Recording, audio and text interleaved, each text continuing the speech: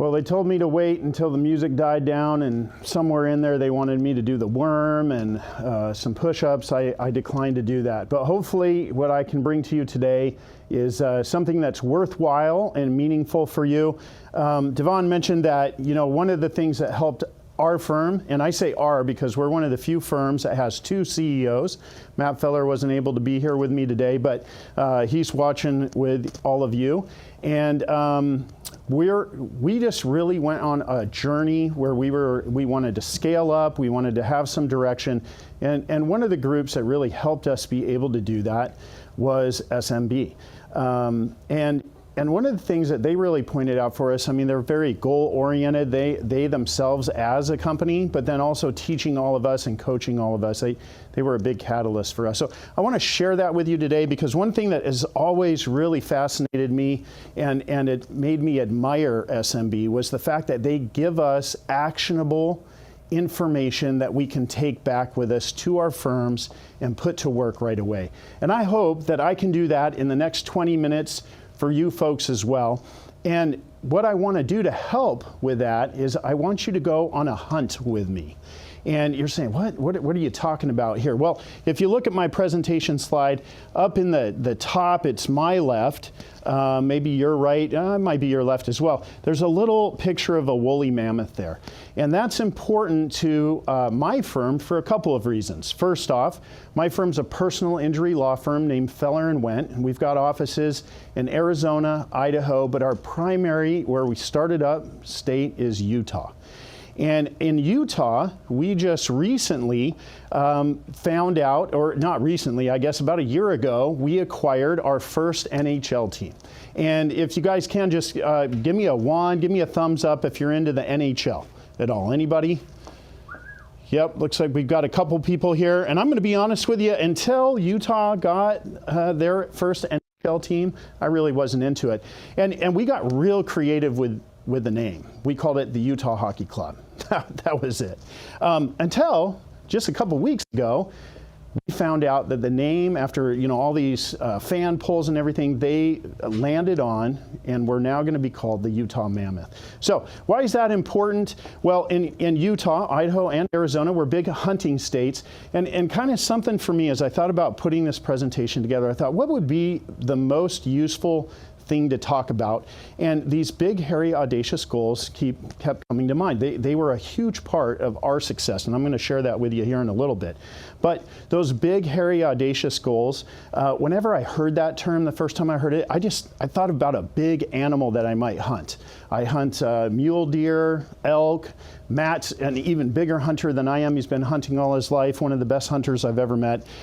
So whenever I think of big, hairy, audacious goals, I think of big game, big animals. And the biggest of them all is the woolly mammoth. And we don't have any right now. If you've looked at any of the current events, there's actually some DNA stuff, frankly kind of scary, where it looks like they're going to try to recreate some of the woolly mammoths. So what I want you to do is come on this journey with me. We're going to go on this hunt for a woolly mammoth, which is analogous to a big, hairy, audacious goal. And through that, I'm going to share with you how those big, hairy, audacious goals helped my firm become a $10 million law firm. So let's start it out here. So what do you need to do when you go on a hunt? Well, first you have to prepare for it. And there's a couple really key important things that you need to do as you're preparing for your hunt. You better know who you are. That's really important. You need to know your skill set. What kind of weapons are you familiar with? What kind of weapons do you know how to use? You need to know, what your stamina, your health, and the rest of the folks are going to be with you. You need to know who they are and what their capabilities are. So that's important. You need to know what your prey is. You need to know how to find your prey, and then you need to know how to kill them or slay them.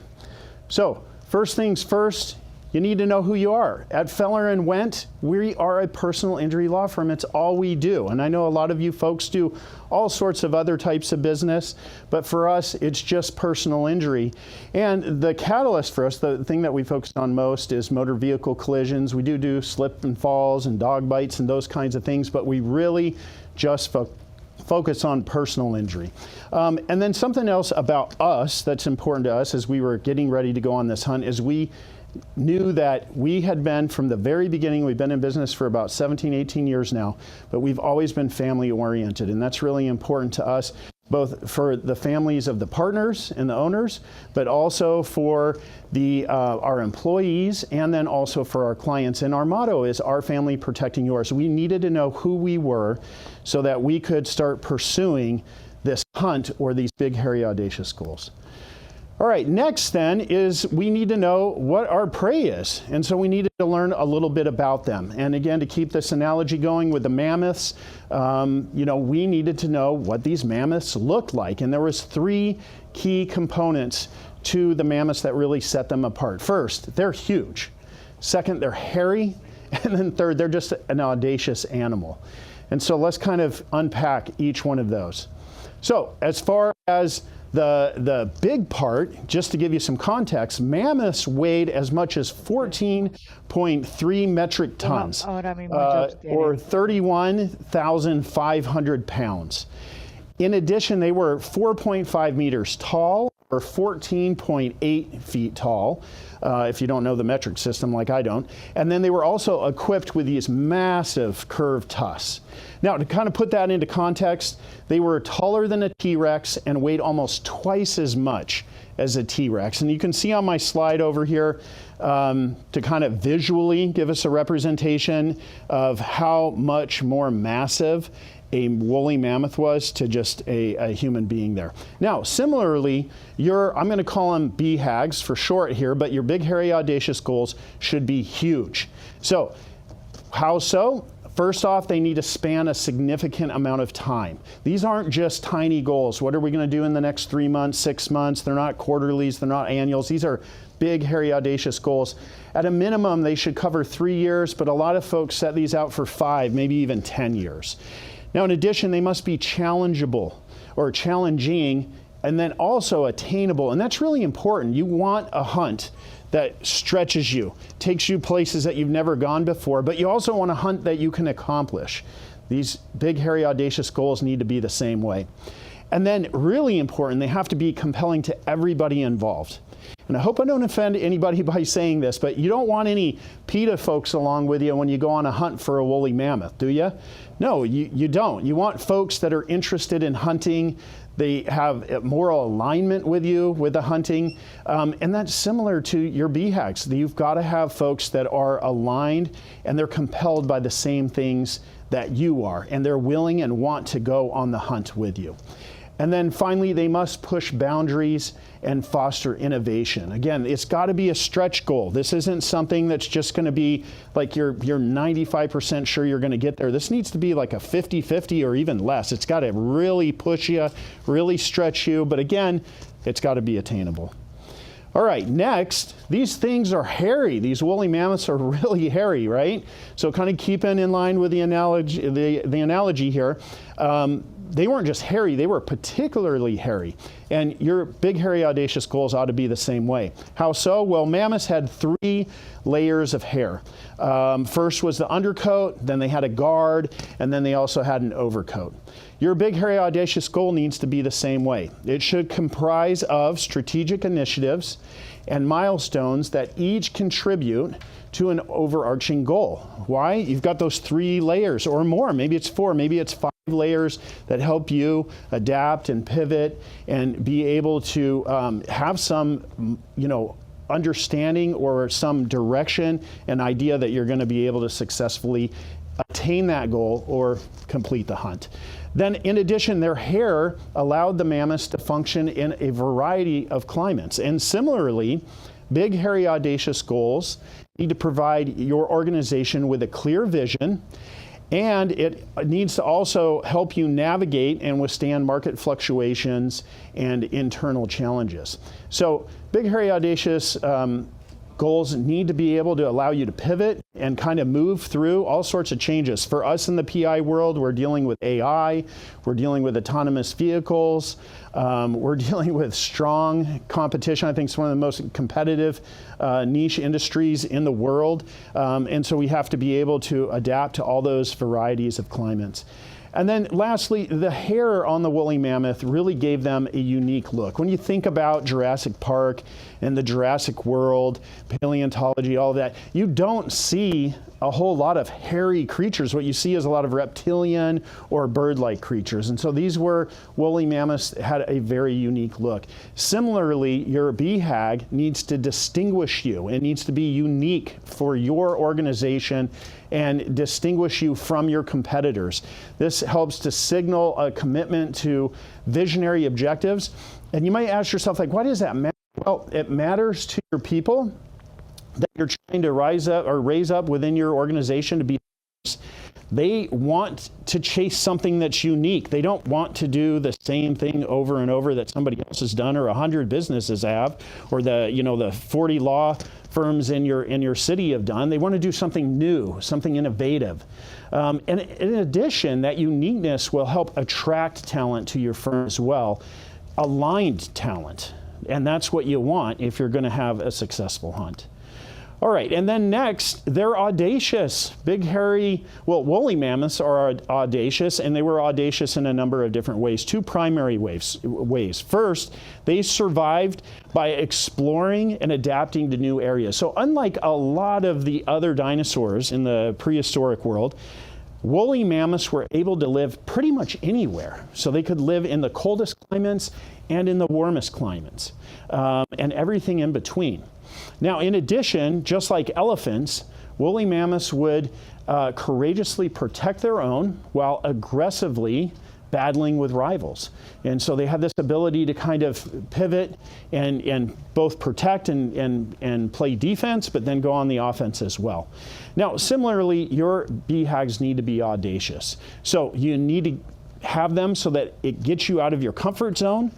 It forces you to venture into uncharted territory. And then it also helps you to take calculated risks. Again, just like the hunt, this is not something that you just wake up one morning and say, hey, we're going to go hunt woolly mammoths. They need to be, it's a calculated process. You say, this is what I'm going to hunt. This is how I'm going to hunt it. These are the tools that I need. These are the folks that I need to have with me on this hunt. And so it's a calculated risk that you're taking. It's not just some goal that you're going to sling up on the wall that you just kind of had a dream about. Next, you need to be able to adapt continuously. And as I take you on Feller and Wendt's journey here in just a little bit, you'll see how we've pivoted even just recently with our big, hairy, audacious goals, so that not only can we adapt and pivot to our goals, but the industry and all the new innovation that's coming out. And then it needs to foster team unity. I talked about that already. You want folks that want the same things you want. They are willing to chase after the same big, hairy, audacious goals that you're chasing after. So you want that team unity. And then you also want to make sure that you're asserting your presence. Most of you here, you're business owners or you're C-suite level, leaders. And that's, you've got to, when you roll these big, hairy, audacious goals out, you need them, they need to be yours, and you need to assert your presence through those big, hairy, audacious goals. All right, so we have kind of put all the things in place to go on this hunt, and now we just need to figure out how do we find them. We know where he is, how do we find them? So let's jump into that. And to do this, I'm going to take you along the journey that Feller and Wendt went on. So in the Q3 of 2022, we realized as a leadership team at Feller and myself and a number of the other leaders, we realized we were just rowing furiously. And I don't know if the rest of you feel that way. Throw a 1 in there for me, will you, with the chat, if you feel like, if you've ever felt like just the last couple of years you've just been working your butt off, but you're just rowing and you feel like you're going in a circle. Got a whole bunch of them. Manny, Brianna, thank you. Yep, we got a bunch of people saying that they feel like that too. And if you do, that was our feeling in Q3 of 2022. So to kind of put some skin to that, what did that look like? We had no quarterly goals. We had no core vision or values. We didn't follow any business methodologies. Frankly, I didn't even know what a BHAG was. I had no idea. We couldn't break $3.5 million in annual revenue. We had less than 20 staff. And we signed about 15 to 20 cases per month. We settled less than 25% of our cases for policy limits, and we actually didn't think that was too bad. And then we didn't have any real benefits, no firm-wide health insurance, no 401k. We didn't really have any charitable contributions that were going on with our firm. So it was slim pickings at the time. So what did we do? We decided to go on this hunt that I've been talking about. And what did that look like? And take some notes on this, because I would encourage you to go kind of through these same processes as well. First, we learned. We went to PILMA, we went to CRIP, we read and learned everything we could about traction and the EOS business methodology. And then we landed on SMB, and SMB has been a huge benefit to us. It really keeps our teams aligned, keeps our leaders aligned, gives us new actionable material to make sure that we're on track to go hit our big, hairy, audacious goals, and that the big, hairy, audacious goals are the goals that we actually want to go on a hunt. Second, we developed, and again, through the help with SMB, we developed our core focus, we developed our core values, and our vivid vision. And Matt Feller was a huge part of this. He, in fact, headed up the committee to help us identify all of those things. And if you haven't already learned this, you'll learn this. You already have a core focus and core values. You have to find them. You have to write them down. They're there. It's part of your culture. It's part of your firm. And I would recommend you put a committee together if you haven't already gone through the process of determining and writing out your core focus, core values, and your vivid vision. Work with SMB, but also put a committee together to come up with those critical components to having a successful law firm. And then third, we found our mammoth. So what did we do? We had those things now, and we started setting our targets. We set a target date of January 1st of 2026. We wanted to have by that date total revenue of $35 million. So that's from Q3 of 2022 to January 1st of 2026, still in the future for us, right? We knew to support that, we had to sign at least 65 cases monthly, and we needed to have 38 total staff to be able to continue to deliver the same type of customer service that we had been delivering when we were only signing, 15 to 20 cases. And then we set a goal of settling at least 45% of our cases for policy limits. We knew that was going to add millions of dollars of revenue, just doing that alone.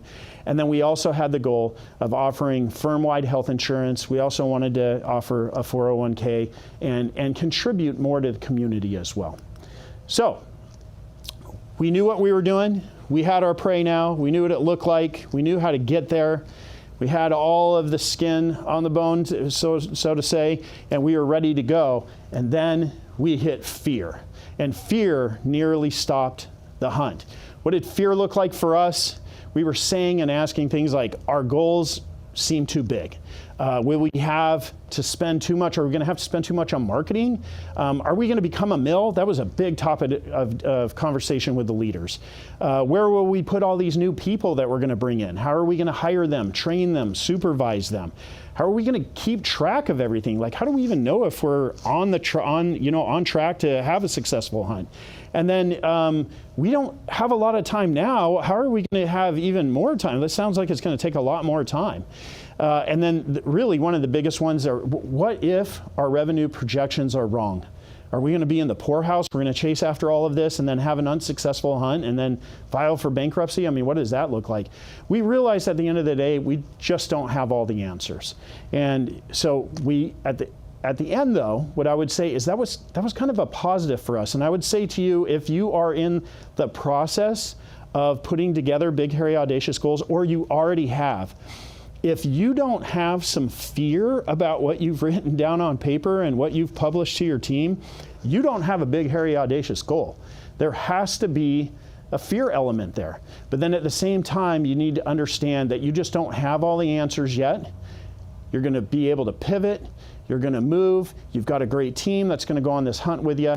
Those answers, you'll answer the questions that are scaring you as you go on this path. And I'd also suggest that as you partner up with teams like SMB, they can help give you the answers that you don't have right now so that you can have a successful hunt. All right, so that was our hunt. And so the next then, how do you slay them? What's that look like?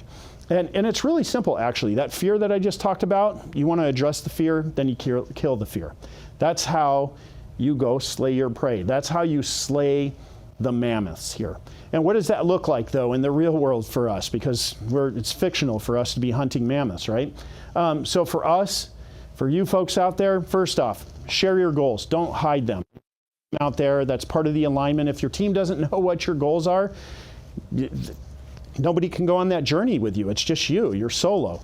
So you've got to make sure you share them. And let me tell you, that was something that was talked about in my firm because, again, that 35 million, there was some discussion like, do we really want to put that out there? I mean, what are our employees going to say? What are our clients going to say? Is that you know, do we really want to have that message out there? It kind of makes us seem like we're that ambulance chasing law firm. We're just all we've prioritized is money. And that's a good discussion to have because you do have to have some discussions about how you're going to roll these big, hairy, audacious goals out. But at the end of the day, don't buy into that. You've got to share your big, hairy, audacious goals. Create processes for everything. You need processes for marketing, for hiring, for intake, for literally everything. How do you develop your leaders? Big, hairy, audacious goals are going to force you to create processes for everything. It's going to take a ton of your time.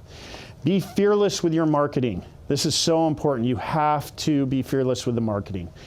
Spending a bunch of money, you got to spend money to make money. That's just a critical component to chasing after big, hairy, audacious goals. Hire A players. We've talked about that. It's been discussed all over through SMB. How do you hire and attract A players? You have to do it. It's critical to your success. And then once you have them, retaining them, develop those leaders. Again, I'd tell you to lean into SMB, especially if you don't have a bigger law firm. Even if you do have a bigger law firm, they've got great roadmaps for all of this.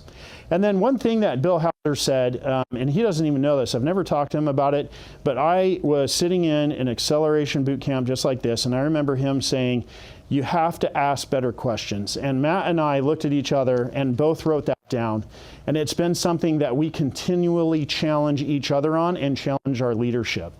Those questions that you saw that I had about fear, we had to stop asking stuff like that. Rather, we had to say, how are we going to get $35 million in revenue? How are we going to sign 65 cases per month? How are we going to hire 45 people and train them and supervise them? So those were all things we started asking better questions. Then you've got to plan and then plan again. And again, that's just part of the processes. Every time you think you have a process buttoned up, review it. You probably don't. You need to plan again, create a new process.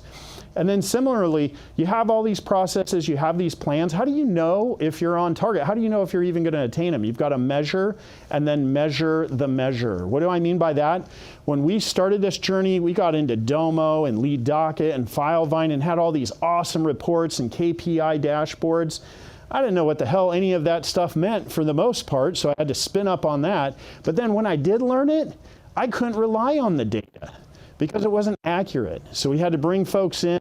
We actually hired a fractional CFO through SMB who's helped us measure the reports and make sure that the reports are actually accurate and actionable. And then the last thing I'd say to you on this is that you need to stop making the sausage. Rather, build the factory that makes the sausage. This is a lot of work. If you're going to go on this hunt, it takes a lot of time. And you will not have time to focus on just the law. You have to take a ton of time and focus on building your business. Build the factory that makes the sausage. All right, I'm about out of time, so I want to take you through real quick what it looked like for us at Feller Wendt. We did have a successful hunt. From that Q3 in 2022 to Q4 2024, we ended up having the following successes. Last year alone, we became a $10 million annual revenue law firm. That's huge, and we're trying to chase after 20 million just this year alone, 2025. We now sign over 150 cases per month. We are settling more than 70% of our cases for policy limits. We now have over 55 employees all across the world, Jamaica, the Philippines, Colombia, Nicaragua, and then all through the United States, from Florida to Tennessee, Alaska, Utah, Idaho, Arizona. We also now offer firm-wide health insurance and 401k and contribute significant amounts of money to our community. And then I told you we've already realized we're going to blow right by our January 1st, 2026 goal. So we set this year, at the beginning of the year, a new big, hairy, audacious goal. We want to be settling $50 million per year by 2023. Not collectively, but per year. That's our new big, hairy, audacious goal. All right, I'm going to blow through these slides because I am just at the end of time, but there are a number of successful big, hairy, audacious goals that you can look at. Not just my firm, but NASA, Microsoft, Boeing, Walmart, and Nike. Nike, really interesting. Their big, hairy, audacious goal was to crush Adidas. And they kind of did that. But then you'll also see on this next one here, they're on part of the failed big, hairy, audacious goals because while they have outdone Adidas, their goal was to crush Adidas, and Adidas still remains a formidable competitor globally for them, so they're still chasing after that big, hairy, audacious goal, haven't attained it yet. But you can see a list there of some failed big, hairy, audacious goals as well. I'm convinced you can learn as much from failures as you can successes, so look into those as you're developing your big, hairy, audacious goals. And then some parting thoughts. I told you some actionable items. How do you find your mammoths? Well, you've got to ask yourself these three things. What are you passionate about? What drives your economic engine? And what can you be the best at? Ask yourself those three things. Write the answers down. And in the nexus of that, you're going to find your big, hairy, audacious goals. Also think about these things: your legal industries, your market conditions, your execution strategies, and your adaptability to unforeseen challenges. I've already touched on most of that already. And then finally, learn more, lead better. Read books, Built to Last. Most of this stuff that I've talked about is from Jim Collins and his Built to Last book, and then also Good to Great. And then again, another shout out to the SMB team, Bill, Andy, Janita Flowers, Jake, awesome job that they've done for us to help us have a successful hunt. Finally, good is the enemy of great, and that is one of the key reasons why we have so little that becomes great. Chase after these BHAGs.